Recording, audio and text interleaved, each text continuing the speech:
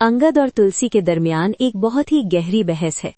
अंगद का खून खौल रहा है क्योंकि वो देख रहा है कि कैसे वही लोग जो तुलसी माँ को घर से निकाल चुके थे आज अपनी गर्ज के लिए उनके सामने हाथ फैलाए खड़े हैं।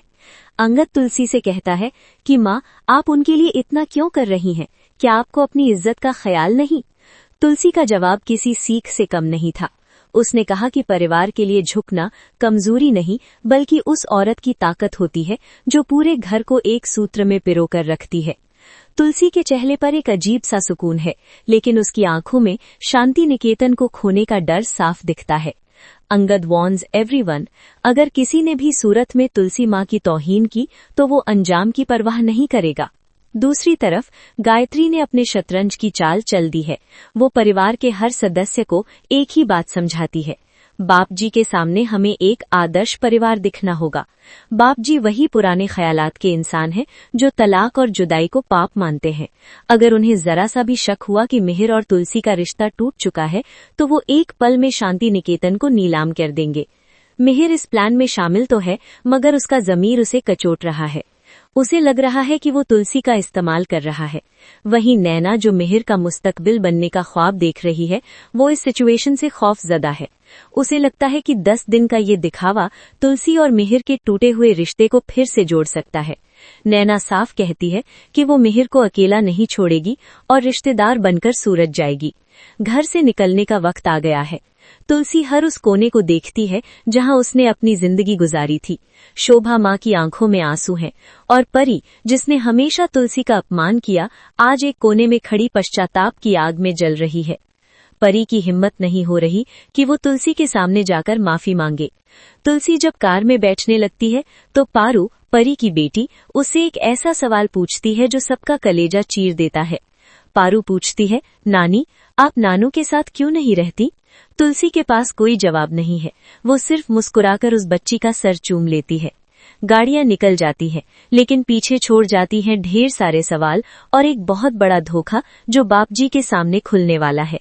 सफर शुरू हो चुका है और टेंशन बराबर बरकरार है। 2 गाड़ियां हैं, एक में तुलसी, ऋतिक और मिथाली हैं और दूसरी में मिहिर और नैना। मिथाली का रवैया तुलसी के प्रति अब भी कड़वा है। वो तुलसी पर ताना कसती है कि शायद उन्होंने बहुत स्ट्रेस झेला है, इसलिए वो इतनी कमजोर दिख रही हैं। तुलसी खामोश रहती है, उसका ध्यान बच्चों की तरफ है। दूसरी गाड़ी में नैना मिहिर का सर खा रही है। वो बाप जी की पुरानी सोच का मजाक उड़ाती है और कहती है कि आज के जमाने में डिवोर्स इतनी बड़ी बात नहीं है। मिहिर उसे बार बार चुप कराता है क्योंकि वो जानता है कि बापजी के लिए उनका परिवार ही उनका सबसे बड़ा उसूल है। रास्ते में जब सब रुकते हैं तो नैना को जलन होती है जब वो देखती है कि बच्चे तुलसी के कितने करीब हैं। उसे महसूस होने लगता है कि वो इस परिवार में हमेशा एक आउटसाइडर ही रहेगी। सूरत का माहौल शांति निकेतन से बिल्कुल जुदा है। बापजी का घर किसी पुरानी किले जैसा है जहां हर रस्म बड़ी शिद्दत से निभाई जाती है। बापजी जब तुलसी और मिहिर को एक साथ देखते हैं तो उनकी आंखों में चमक आ जाती है। वो तुलसी की तारीफ करते थकते नहीं और उसे सुहागन कहकर बुलाते हैं, जो तुलसी के जख्मों पर नमक छिड़कने जैसा है। नैना वहां पहुंचते ही अपनी जगह बनाने की कोशिश करती है, लेकिन बापजी उसे बिल्कुल तवज्जो नहीं देते।